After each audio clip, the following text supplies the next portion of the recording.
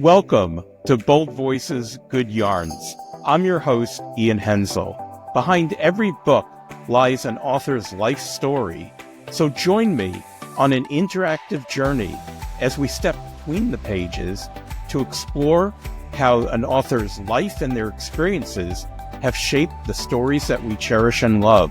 So sit back, relax, grab a cup of joe or a cocktail, and join me as we step between the pages. Welcome, everyone. I'm Ian Henzel, and I'm the host here at Bold Voices, Good Yarns. And today we are going to be stepping between the pages with author Jobert Abueva, and we're going to be talking about his new memoir, Boy Wonder, a coming-of-age memoir. So welcome, Jobert. Thank you, Ian. It is good to see you again. How are you doing? Excellent. It's great to see you. So this is a little bit different from some of the other authors we've had on the show because everyone else so far, well, with the exception of one person, have written fiction. And this is a memoir. And let me just fill people in. So Jobert, you grew up in the Philippines, didn't you? That's right. The Philippines, I was born there. But after that, because my father was nomadic, he was what I call a roving academic. Before we knew it, we found ourselves everywhere from Brooklyn to Kathmandu, Nepal to Bangkok, Thailand. I went back to the Philippines and I spent 8th through 12th grade in Tokyo, Japan before I came to America for college. So a lot of jumping around, indeed. Which is in your memoir. Your father worked for the UN University, if That's I'm not correct. mistaken. That's right. You remember well. He was assigned to the United Nations University, which is headquartered in Tokyo, Japan. But what led up to that were all these stints he had. He was a visiting professor at places like Yale and City University of New York. And he also worked for the Ford Foundation. But it was the United Nations that took us to Japan and allowed me to spend 5 wonderful years as a high schooler. And I don't want to reveal too much, but let's just say that Jobert had a rather unusual after school job. It was not delivering newspapers, was it? No, I wasn't, and we'll keep that between ourselves until folks perhaps read the book. But yeah, let's just say I was very active as a student leader in my academics. I really excelled in a lot of activities on campus. I enjoyed it very much. But the thing about Tokyo is that it's a huge megalopolis. And actually, it's very safe. Your parents don't worry about your wanderings about the huge city because it's perhaps one of the safest cities in the world. Now, that's a plus, but I think the potential downside of that is parents don't necessarily know what their children are up to. So that's where the so-called trouble begins. So you were, let's say, exploring your identity at a Mhm. 5-star hotel in Tokyo. Yes. So, I have lots of inklings as early as maybe 5, 6 years old, where you started to sense that maybe you were a bit different. I was interested about around the male figures around me, and wanting to be close to them and be participating in their conversations and whatnot. So I had a sense then that maybe I was attracted to other boys, male figures. And so that was really a secret all this time, regardless of where I was living. But there was something about Tokyo. Again, you're a teenager. You want to be free and about, and Tokyo was safe. So after school, my friends and I, we would enjoy things like going to the game center, having a curry or some ramen noodles. But before dinner, I had some free time. So I explored a lot of Tokyo and found myself at the Imperial Hotel, not far from the Imperial Palace. And that's where we'll just say that some interesting conversations, which led to connections with guests from around the world, transpired. And some pocket money, as I recall. Yeah, yeah.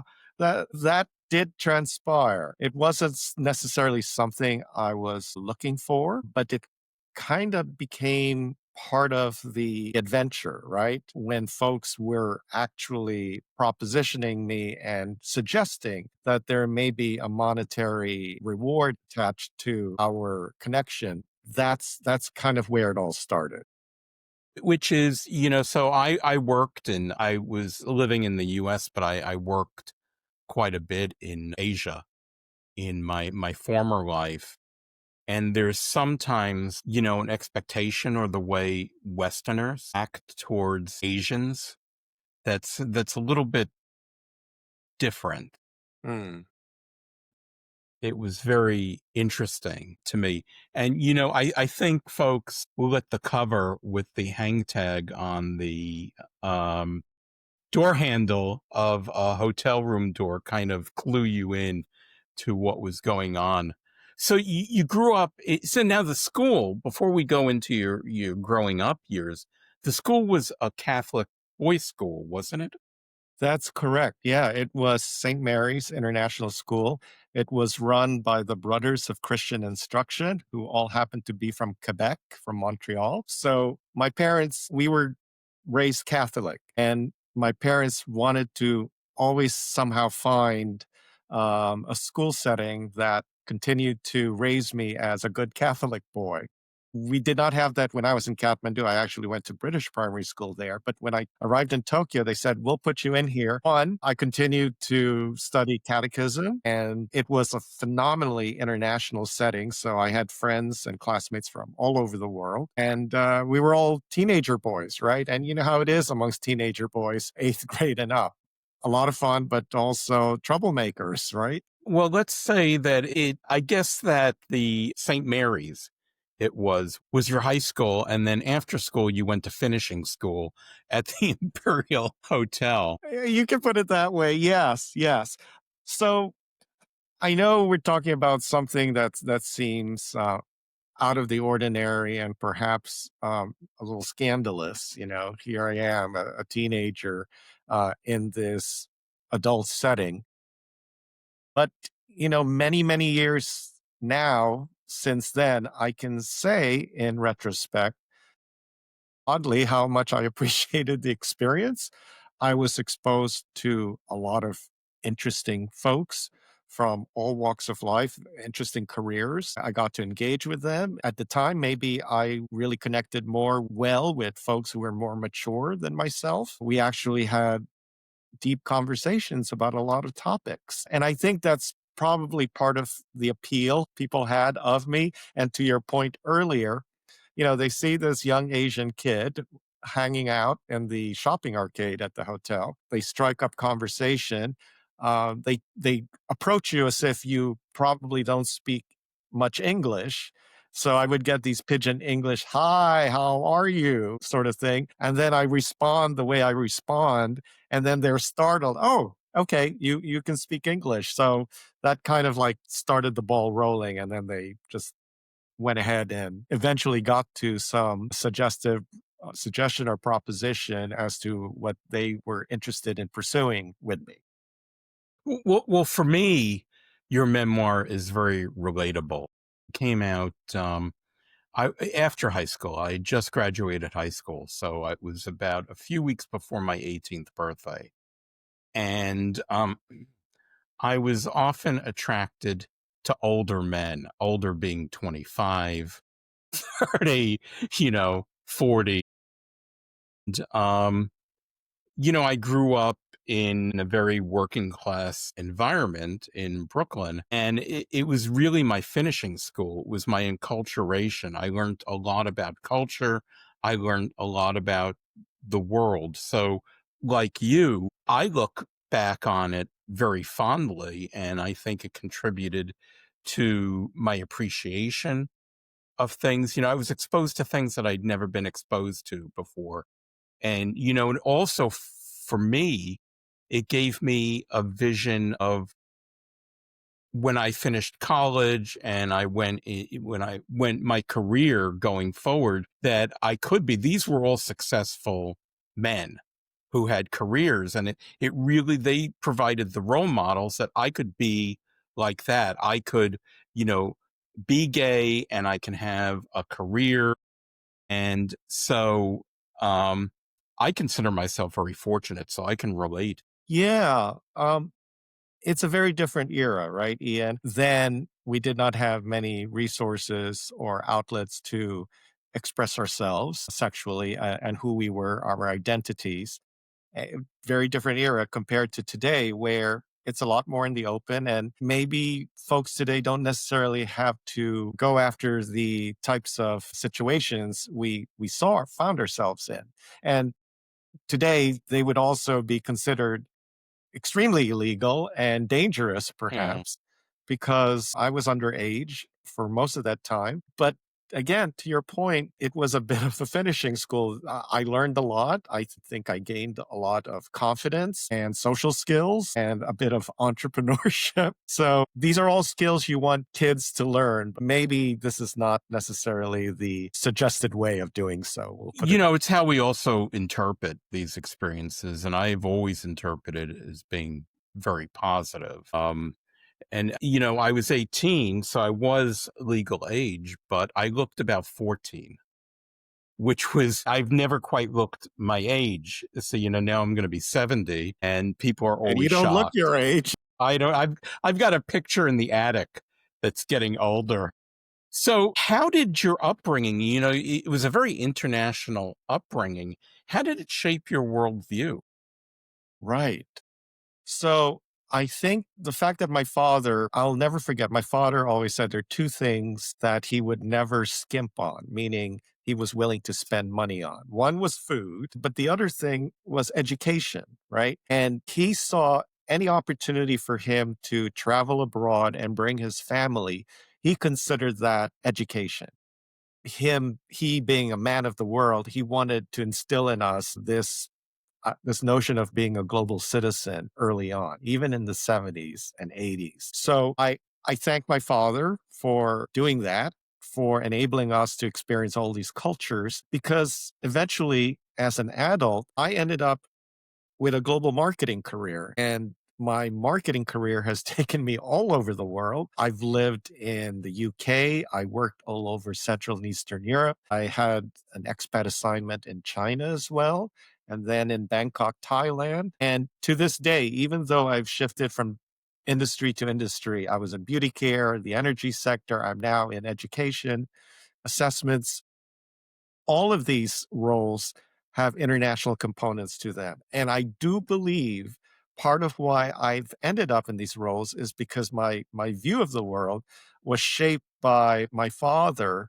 bringing us all over the place and opening up all those opportunities to learn about cultural differences. And the reality is that for all the diversity there is in the world, humans are humans, and we're so similar. So huge benefit because of my father and the doors he opened up for me international.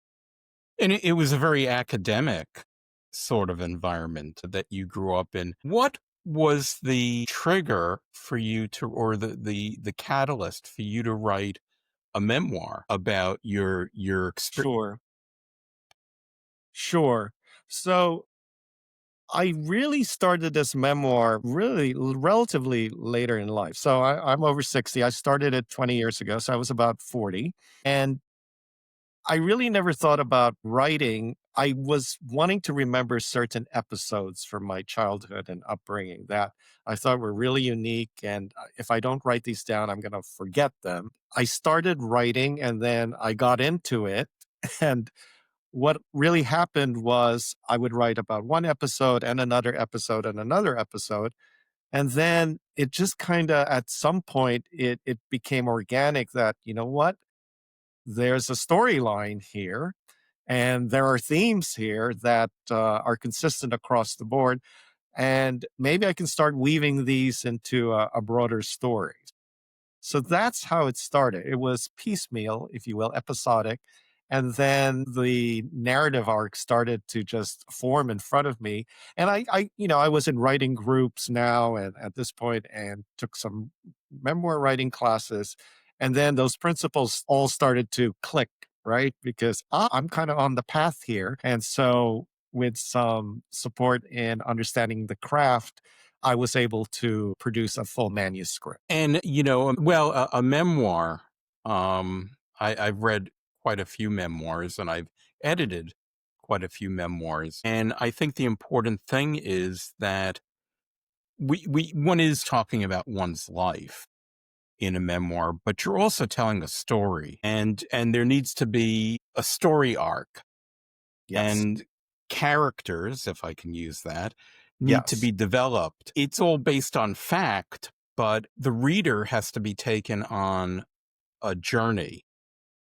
That I found that very often in not just in memoir, in fiction, that the reader sometimes for writers is a mildly curious notion. mm, That the author can get so into their head right. that the reader is pushed aside, Right. and one is writing for an audience. I mean, I would say that all writers want to have their works published, which is great, but whether somebody actually reads the book, this next step is buying it and they read it and complete it is another matter. And that's where there's a level of creativity that comes in. That's very true. So there is a lot of value, right, in folks wanting to write about their lives, and people keep journals and diaries, and that's all noble, and I love that process. But when I started to realize maybe there's a broader narrative arc here, then that's where the elements of storytelling really help bring it to life. And I enjoy storytelling, and so I believe that I could really tell the story in a way that took advantage of those elements of writing, the craft of writing, right? So I applied those, but at the same time, I had to keep in mind that I'm telling the truth, right? As you tell the truth, you want to tell the truth and you don't want to veer away from it as you tell a story, right? So I thought it was a Exactly. bit of a balancing act, but somehow it worked where I was able to present the whole truth, but also present it the way you would tell a short story or a novel. So, yeah. Exactly.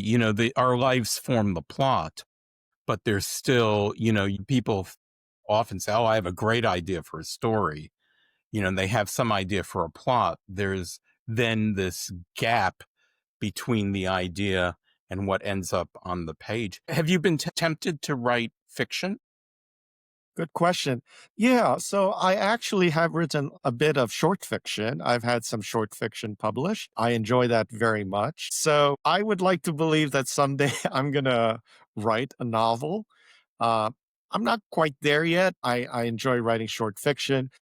Everyone's asking me, when are you going to write the follow up to Boy Wonder? So that's something I am thinking about. And again, the way I'm approaching it is episodic, right? I don't want to force myself into a whole narrative arc, but there are stories that I would like to remember, and I think people would enjoy reading them. I think through the organic writing process, I will get to a point where these will all connect in a way that again, sounds like a novel or another memoir like Boy Wonder was. Well, when you finished your memoir, Boy Wonder, how did you feel? There was the whole Mm. point to getting it published, and then it's published. Yeah, yeah. And so much energy is put into the effort to get to that point. Was there a sense of loss once it was published? That you're no longer part in the process, and now the question of now what? So when it got published by you, I was both elated because I've been working on this for so long, 20 years. And then at the same time, I was terrified, right? Because now the truth is out and I have nothing to hide. And what do people think? And what I have found is, yes, there are folks who respond with, oh my God, what is this about? But at the same time, I also got a lot of feedback about being brave and courageous about really putting your truth out there. And that I do not regret. From that perspective, I'm glad that I wrote it. And I also believe, and I have heard from some readers, that this has helped them because folks had similar stories when they were younger, and it enables them to confront these realities and maybe even address some deep seated issues tied to their upbringing. At the same time, it's also encouraged others to write their own stories, which I'm very happy to hear. We continue to build this genre of discovering our identities at a young age. And, there are a multitude of ways of doing it, and they're all wonderful stories and valid and important to share out there in the world. How do you think, I can't profess that I know young people. I don't know people in their teens and early 20s. As always, we tend to hang with a group of people that are more age peers. So, how do you think? Have you heard from any younger readers about the Good book? question. I have heard from two younger readers. One of them is a college student. Interestingly, his school newspaper actually wrote a review about Boy Wonder, and he reached out and was really effusive in his gratitude about the book. He also had no sense of what it was like growing up in the 70s and 80s. So that kind of intrigued him. And from what I could gather, he is now wanting to read other accounts and really understanding even the age of the AIDS crisis, which he has no real sense of. So I think that's a huge benefit, hearing from a young person. But I hope that it does reach out to more young people. The good news is that it's available at a number of libraries throughout the country. I continue to speak in book groups and look for opportunities to talk about the approach to writing Boy Wonder and the themes, because even though it's set in the 70s and 80s, the themes are timeless, and the experience and coming to better understand oneself will always be timeless. It's I was thinking as you were talking that for people like of my age and your age at that time, so I came out in 1973. There wasn't a whole lot. Now there are young adult novels. There's a plethora of things about, targeted at young people. There was nothing. There was zero. And I can remember that a lot of people don't remember Barbara Giddings. The American Library Association, the Stonewall Committee, their book award is the Barbara Giddings Award. And she was not a librarian, but she compiled a list, which was a sheet of paper of books for LGBT people. So there just wasn't anything. And that's where I think these finishing schools that we all went through, like you went through at the Imperial Hotel, I went through it in Greenwich Village. That's where we learned from about, gay life and how to be. So I think younger people are very lucky now. I know that, it's not necessarily a permissive society, and it's certainly moving backwards, but there is so much more access to information, both in print and on the web. So that's a big change It is a for huge change. Yeah. I'm grateful for that because, again, folks can read other people's stories and find how they relate to it. I'm all for that. And I know we're also now in a funny time where LGBTQ plus voices are a bit under attack. We know about book banning. Even now, so more than ever, we got to keep these voices out there.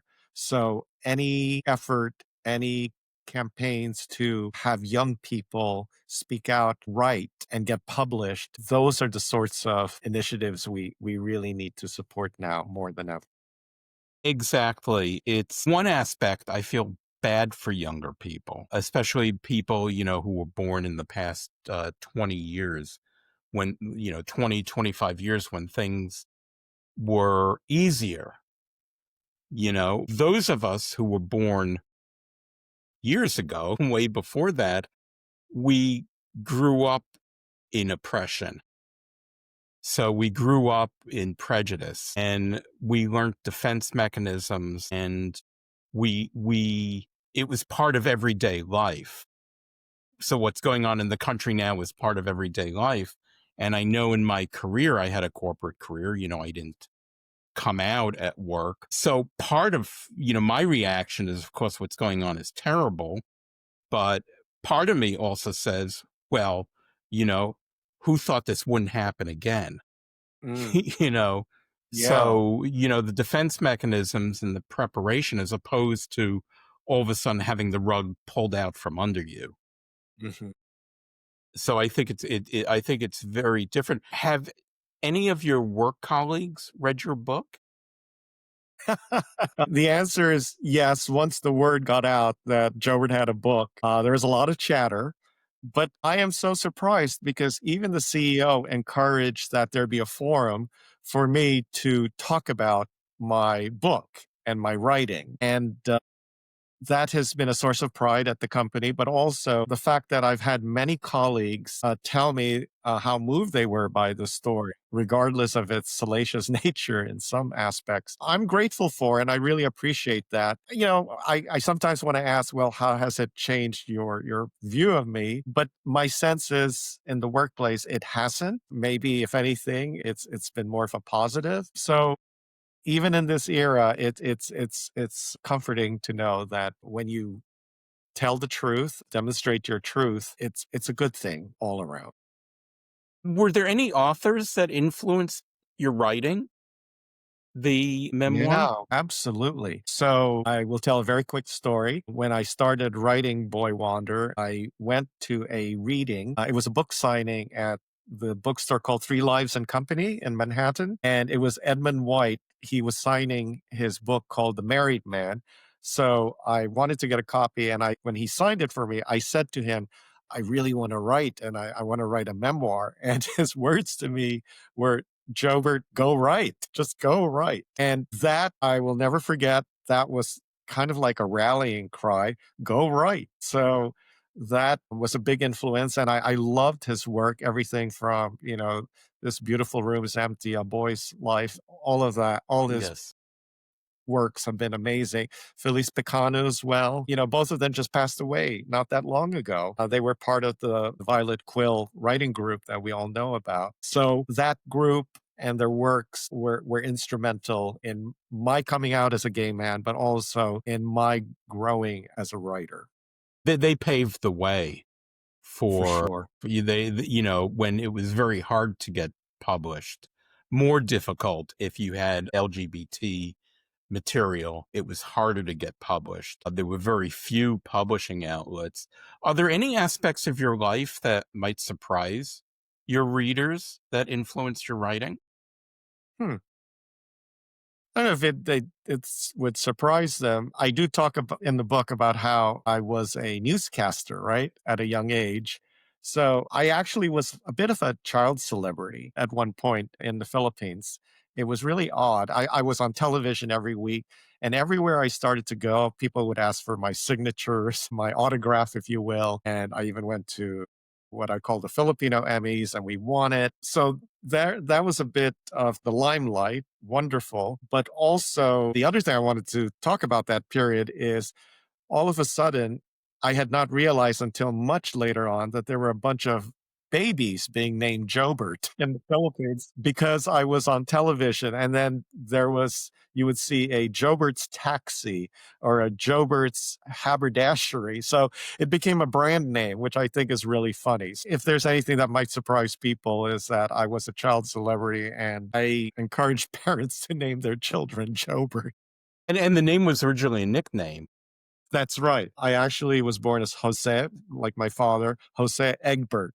It's a whole story about a friend of his named Egbert. And he said, if we have a boy, we're going to name him after you. So that's how I got my name. But I couldn't take the teasing on the playground when I was very young. So I asked my parents, please change my name. And they came up with Jobert as the combination of Jose Egbert. Yeah, I did. I know a little bit about the Philippines. I used to travel to Manila on a fairly regular basis. What I thought, so in thinking about your Catholic upbringing, I remember watching television in Manila, and it was about 10 o'clock at night.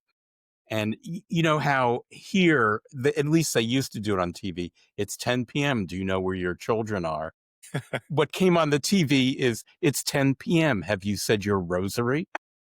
It's a very Catholic country. And again, I'll never forget Holy Week, everything would shut down. No television.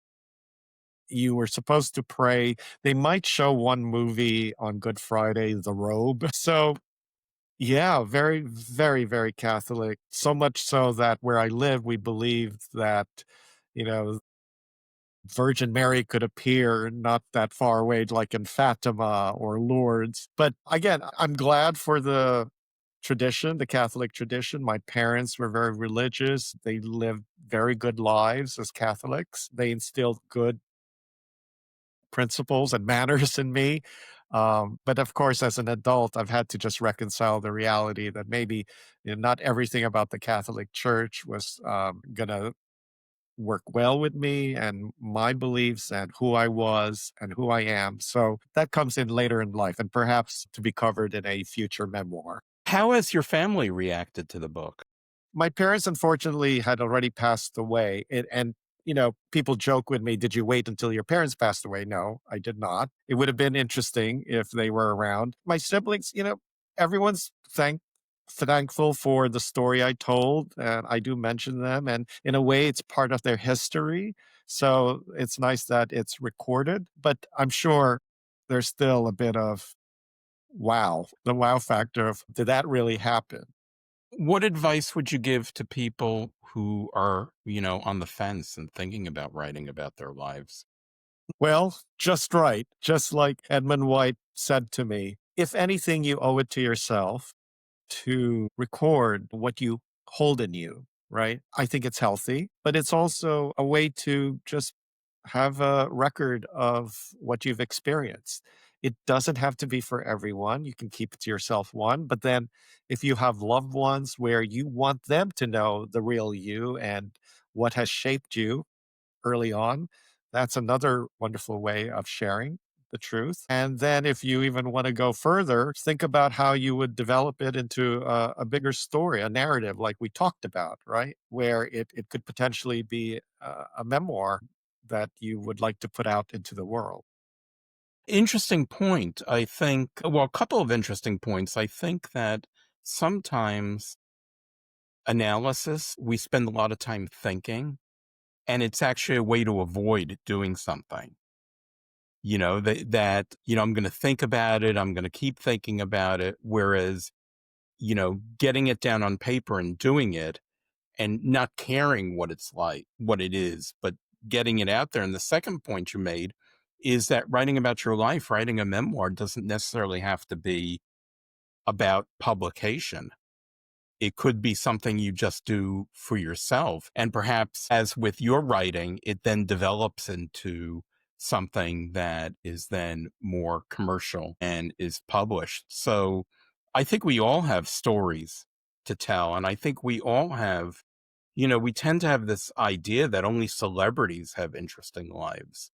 Well, I can bet you dollars to donuts that they haven't lived my life and haven't Nor had did some of I. my experience. Exactly. Exactly. So I want to ask you a question that I always ask folks on our show is, when we write, we create, when books are worlds and it's an environment, and sometimes it's very close to reality, sometimes it isn't.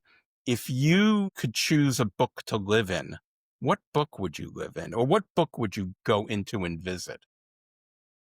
So this is very timely. My partner started reading The Tale of Genji. I don't know if you know about The Tale of Genji.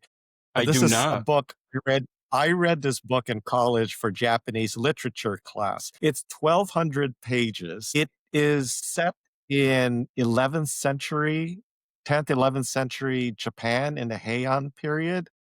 And it is known to be, apparently, I found out it was known to be one of the very first novels ever written in the world. And it was written by a woman. And what she did was talk about the Japanese aristocracy and the emperor's court. And it's the story of Genji, who is the son of the emperor. And it's about his trials and tribulations, his picadillos, like his whole life and growing up and, becoming a sexual being. So it's funny you ask that because that's the most recent piece of literature I've been talking about with my partner, and he's reading it. I don't know. I think I may want to read it again. But suffice it to say, what a time. I mean, yes, it's many years ago, but to be in the Japanese Imperial Court, not the Imperial Hotel, but the Japanese Imperial Court, and to live through those very elaborate attires and customs and the way people moved from tatami room to the tea ceremony to see the cherry blossoms. It's a bit of a fantasy, but it would be really wild to live in that environment. To answer your question in a long-winded way, I would say the tale of Genji. Do you think, would you be a character or would you be one of those background people observing what's going on? So when I first read about Genji, I thought, oh, Genji and I are like this, right? So maybe I could be one of Genji's confidants, right? Who is wise and knows the politics of the court and what's going on and can clue him in. Because sometimes Genji, the character, is a bit lackadaisical, like spacey, and he needs to be brought down to His best friend. That's it, his best friend. That's it. And Um, we would go gallivanting about. It's interesting because when I've never seen myself as a character in a book, but especially when I was younger, there were lots of books I wanted to be in, but I always saw myself as a friend, a best friend, but not central to the plot. So good to know. So again, everyone, I want to thank you, Jobert, for being with us Thank today. you. Everyone, we've been in conversation and stepping between the pages of the life of Jobert Abueva. I hope I got that right. Yep, you did. Who has the memoir, Boy Wander, coming of age memoir. Thank you for being on our show, and hopefully we can have you back on and we can talk about some other aspects. I have lots more questions, but we could talk about some other aspects.